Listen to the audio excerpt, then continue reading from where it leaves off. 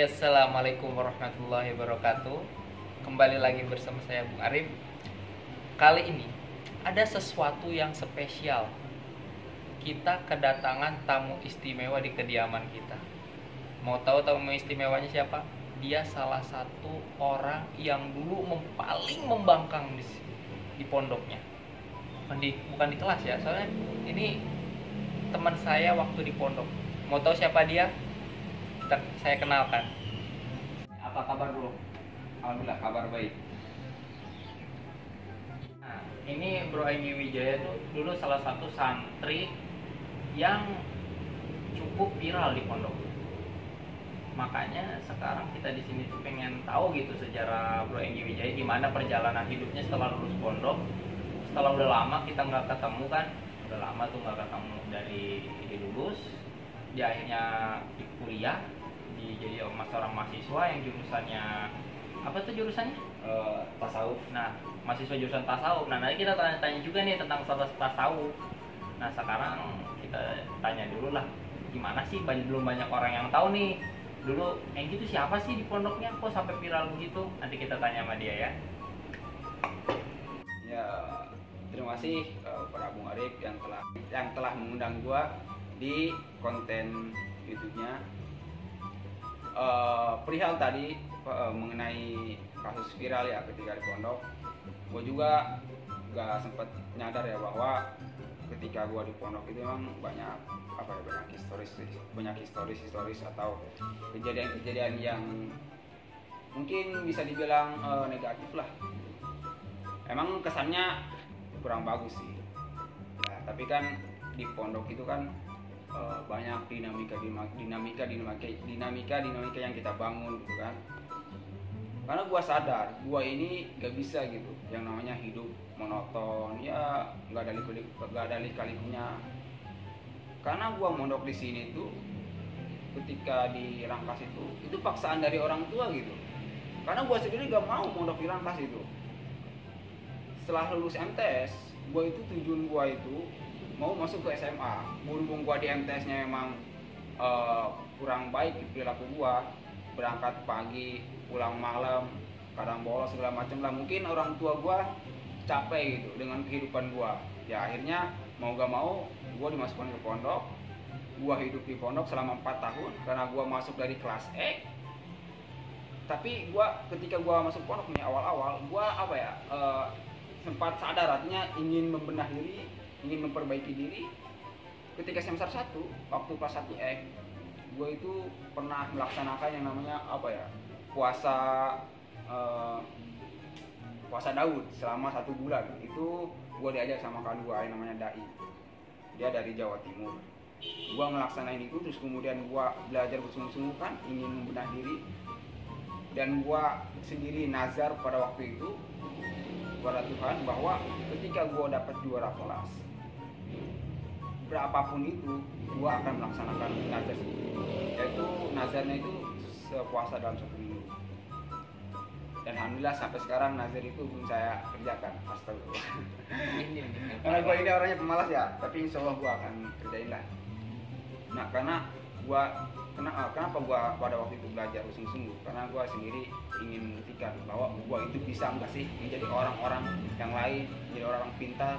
Dan akhirnya terbukti ketika pengumuman kejuaraan, gua maju ke depan ya, dan alhasil gua juara ketiga kan. Orang-orang juga pada kaget. Mulai rubah tuh, mulai rentang kehidupan gua, mulai tergoyah perilaku gua sedikit-sedikit ya. Gua ada yang ngajak kan, senior kakak kelas gitu kan, ngopi, bro ngopi yuk, siap bang, berangkat kan, ngopi di belakang lah macam, ngopi lah biasa. Itu menurut gua sesuatu hal yang wajar ya bagi santri. Karena memang gua sendiri ketika di pondok tuh merasa jenuh gitu. Kok iya dalam 24 jam kalau nggak masuk kelas, ke masjid, kamar, tidur segala macam itu aja gitu. Jadi gua itu orangnya terlalu pasif ya, dulu itu terlalu pasif gua gak minat yang namanya pramuka segala macam.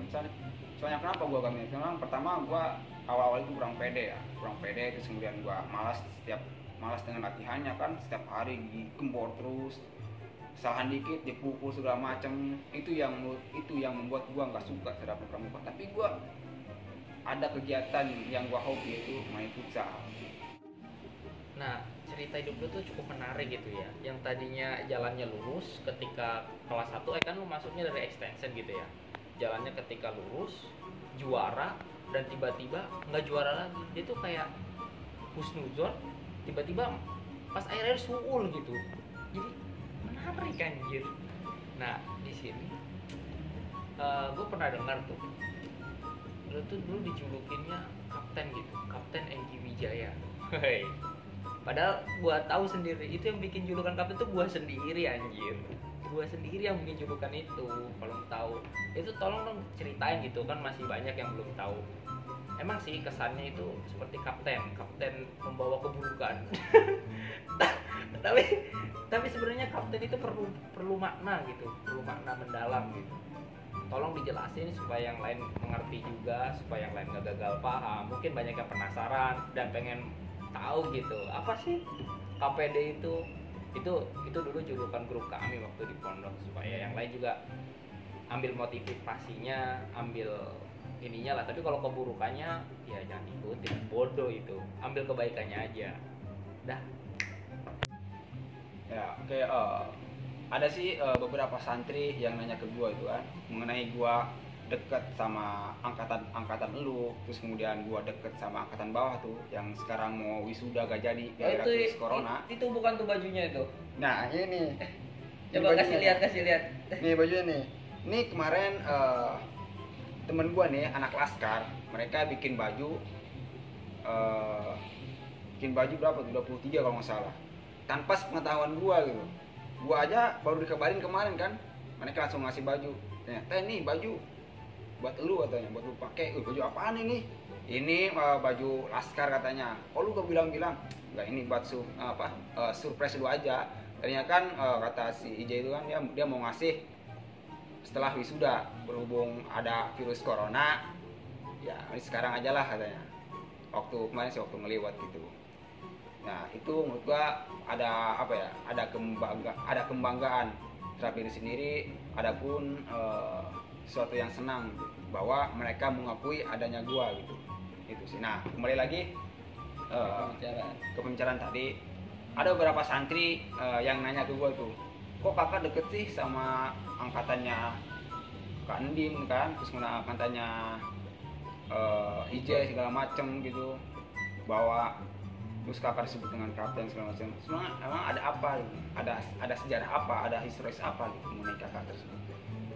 Nah, pada mulanya sih gue juga nggak tahu ya kenapa gue disebut kapten segala macam, kenapa adanya KPD itu tanpa apa ya? Tanpa di luar nalar gitu. Karena sendiri nggak ada yang namanya rencana gitu.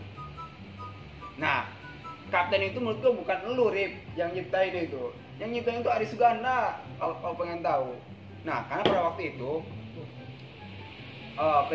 ketika di base camp itu kan, di belakang rumah kuning kan, waktu kita ngopi-ngopi itu Ari Suganda yang ngusulin. Udahlah, nah. Soalnya kan dia hobi banget namanya main futsal kan. Iya. Dan berhubung gua juga sebagai pelatihnya waktu di pondok, kata Aris gini, udahlah kayak gini kita sebut kapten aja kan, sekaligus ketua buat kami katanya. Kata gua, ya it's okay, no problem, welcome aja gitu. Lu mau manggil gua apa kek, gua setuju aja. Yang penting kalian senang ke gua, itu sih prinsip gua. Jadi yang nyiptain itu bukan lo, Rip. Ari Suganda, itu jangan itu jangan klaim-klaim terus. Nah, adanya KPD dulu gua mikirnya itu nih si Daus pada malam hari kan, sekitaran jam 12 lah. Biasanya kan gua ngopi tuh jam 12-an. Nah, gue sebelum deket sama angkatan Aris, gue deket sama angkatan gue. Namanya tuh teman tongkrongan, segala macem abu. Cuman berhubung gue ada masalah nih sama temen gue, karena apa, soal cewek kan, lu pasti ingat soal cewek. Ceweknya kan angkatan lo. Harusnya itu disensor anjir. Iya. gara-gara cewek pecahlah kami kan, akhirnya gua misah, gua ngopi sendirian di situ kan. Nah ketika gua ngopi di belakang kamar mandi atas, ada Daus tuh nyamperin. Gua kaget kan, ada Ado. Daus tuh langsung ngeliat muka gua. Woi, Kak lagi ngapain, kata Daus. Enggak, lagi ngopi kata gua. Gua langsung aja tuh si Daus tuh ngopi sini. Oh siap. Gua kasih rokok kan si Daus. Nih ngopi lu, kata gua. Tenang aja, santai aja sama gua mah. Kalau ketahuan nih pengurus, bilang aja izin sama gua gitu kan. Kecuali sama Ustad, kata gua. Kecuali sama Ustad. Gua angkat tangan sama Ustad karena emang bahaya juga kalau misalkan bawa nama gua kan, dia bisa dapat catatan hitam gitu. Terus gimana lagi itu kelanjutannya? Nah setelah itu kan, setiap malam kan gua ngerokok tuh di belakang kamar mandi atas. Itu setiap malam tuh angkatan lu bertambah, yang tadi 1 orang, 2 orang, 3 orang, sampai 12 orang. Gila nggak tuh? Wih, gua Cuman gua ya udah welcome lah, kata gua. Ya udah kita ngopi aja sih, santai aja lah. Gua mau tuh gak usah pusing-pusing bos, kata gua. Ada satu hal yang menurut gue itu ngeganjel gitu.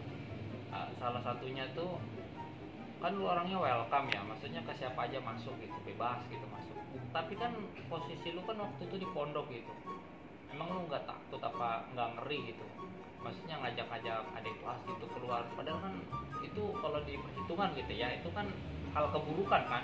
Maksudnya walaupun ketika lulus itu biasa aja, maksudnya ya ngerokok ya kabur kan, kalau udah lulus mah biasa aja. Tapi kan kalau di pondok itu termasuk kejahatan besar anjir. Ya emang gua orangnya welcome sama siapapun masuk gua. Yang penting orang tuh tidak mengkhianati dan selalu follow up gitu. Makanya kenapa gua di pondok itu banyak anak-anak yang senang sama gua, terus kemudian mereka ingin ajak ngopi terus sama gua, karena gua orangnya ya begitu. Kalau misalnya ngopi kita gitu. Salah satunya angkatan dulu kan, sampai hampir 1 kelas ngikut ke gua kan, sampai gua yang tanggung jawab atas perbuatan lu gitu.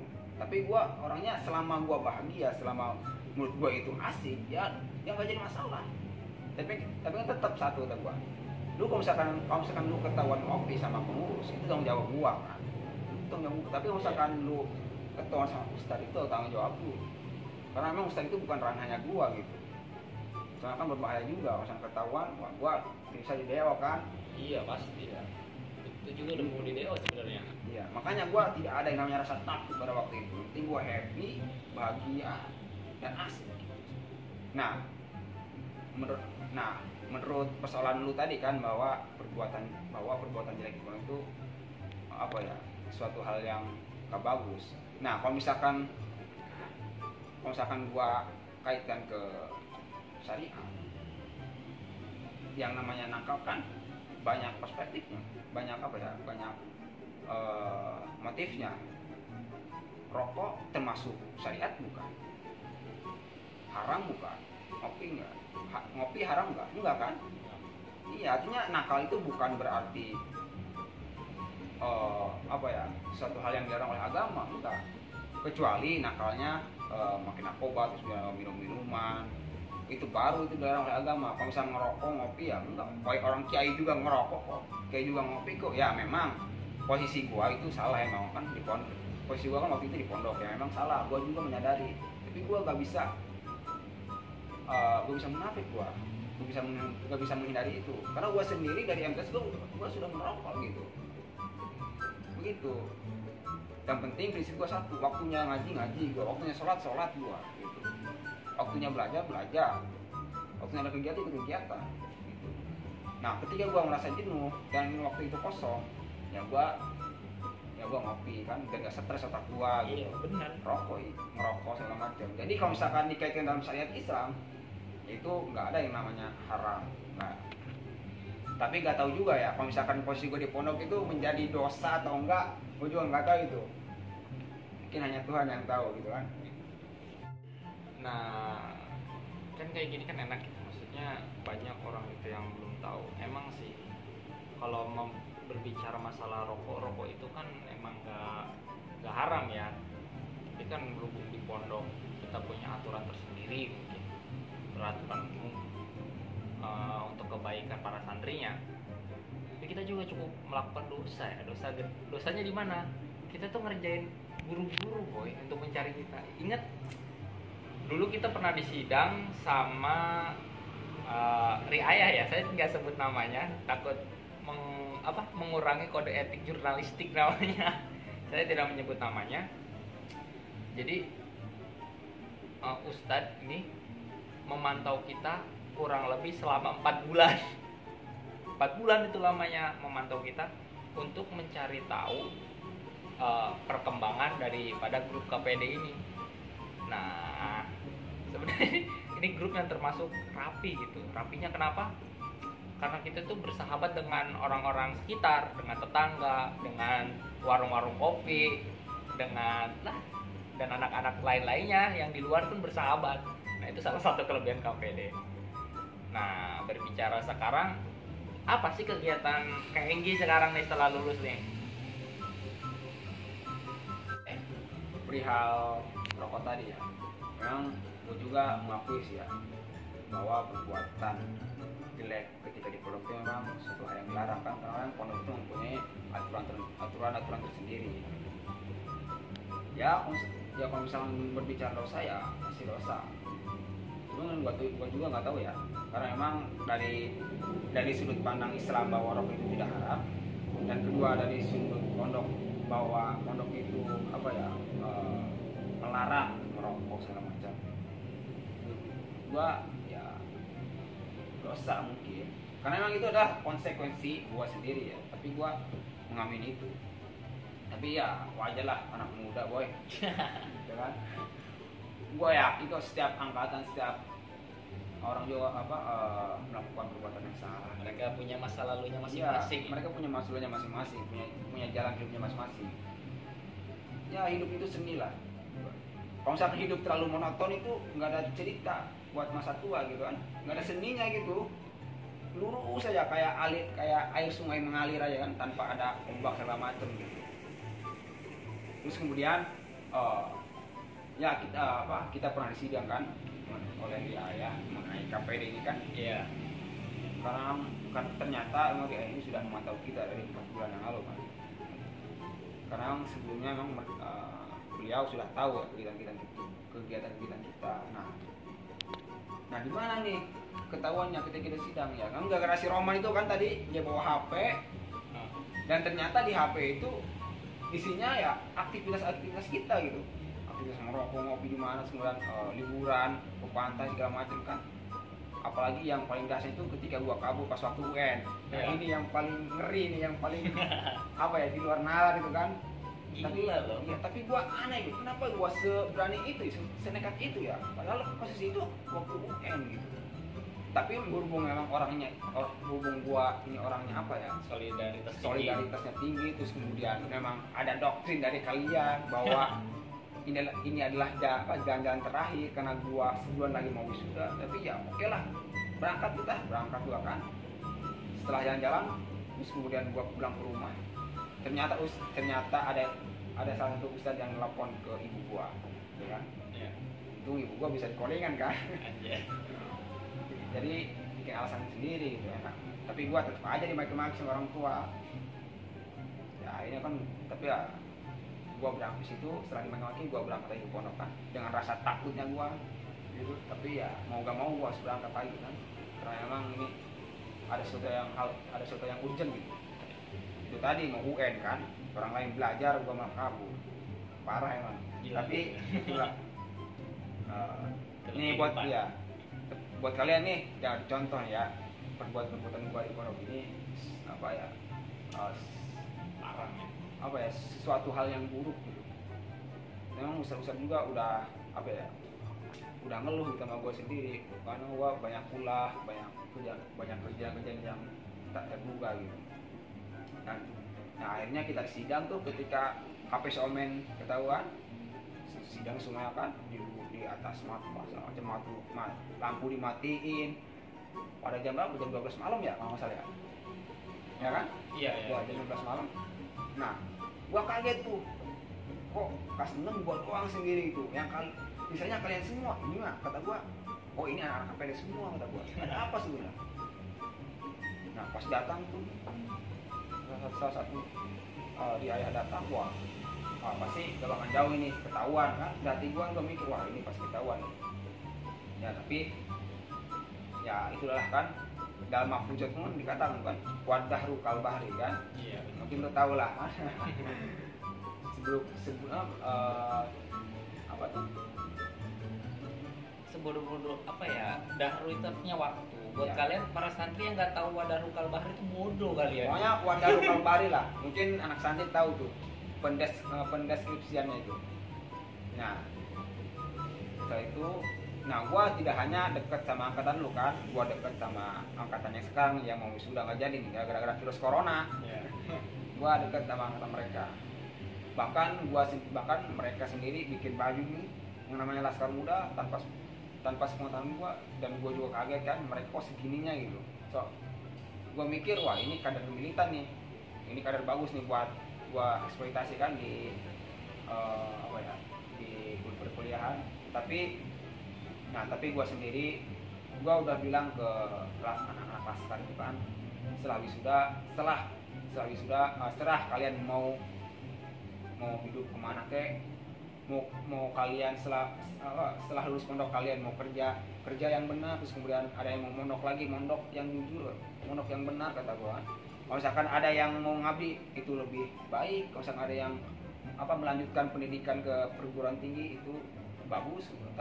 Tapi yang menentukan pilihan hidup itu adalah kalian, karena gua hanya mengasih jalan, ngasih saran kepada kalian, selebihnya kalian yang menentukan itu. Gua sempat ngomong seperti itu kepada mereka.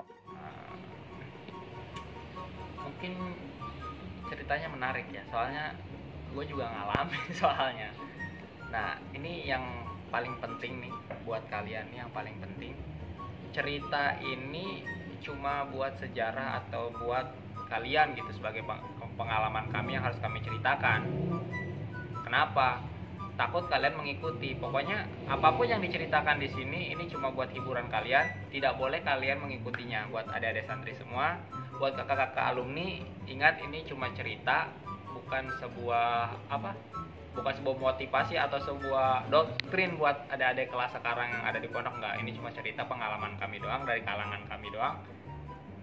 Dan mohon kepada adik kelas untuk cerdas, untuk sebagai smart people ya, memilih sesuatu dari yang baik-baiknya saja, yang buruknya buang, tinggalkan. Oke? Nah sekarang nih gue mau nanya, setelah lulus nih lu kegiatannya ngapain nih?